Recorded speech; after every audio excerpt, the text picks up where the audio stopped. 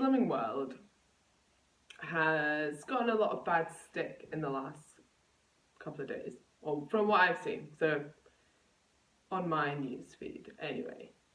And this has largely been from a few people who kind of just trying to make themselves sound clever by making someone else sound stupid.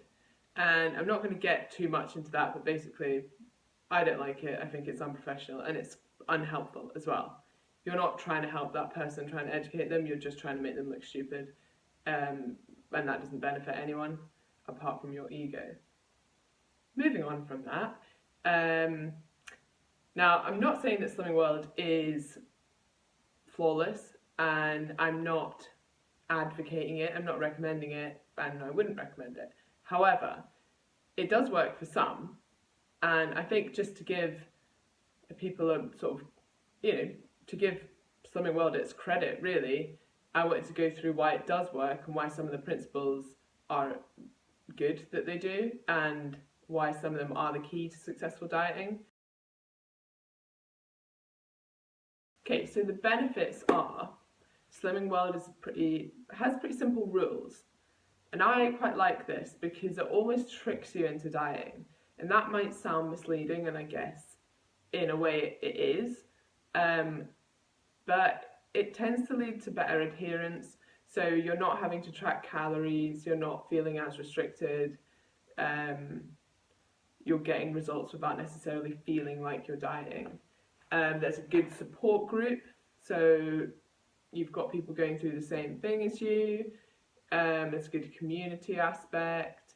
You've got the accountability not only to the peers that are going through the same thing, but also your sort of coach or nutrition guider, however sort of Slimming World fit that up. There seems to also be an emphasis on habit changes as opposed to just quick fixes, which I like as well. So there are good points to it. Sure, there are negatives, but it's very easy to nitpick on the negatives. So one that comes up a lot is that they seem to be saying that the same food in a different context would have different calories.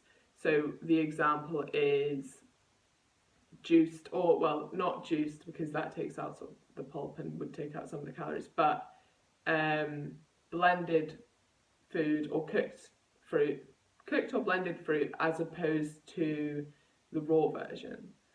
And I get that, yes, your point is they've got the same calories, they should be tracked in the same way, but they don't have the same effect on you as a person, on your body, and how satiated you feel, so how full you feel after it. So if you compare drinking a glass of blended orange juice to eating 3 oranges, you are going to be more full and satiated after that. And I think something that we need to remember is that we aren't robots that, calories in, calories out. Yes, it's important, and yes, it's fundamental to weight loss, but we're humans, so things like hunger, feeling full, feeling like you've actually eaten as opposed to just drunk something, yes, you probably will eat less during the day after that. So I would say that yes, eating 3 oranges will probably aid your weight loss as opposed to drinking the oranges, even though the calories are the same.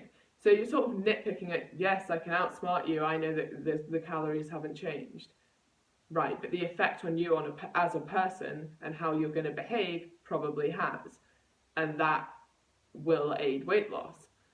So just to conclude, there are benefits to Slimming World. I'm not recommending it. I just think it's sad to sort of pick on these things, and I didn't like the way it was done.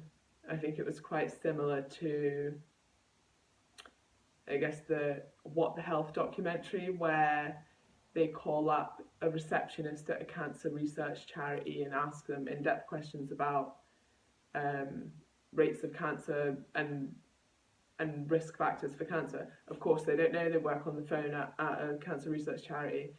You're trying to make people look. You're trying to make yourself look clever by making people look stupid. And if you need to do that, probably says more about you than them. I'm going to end it there.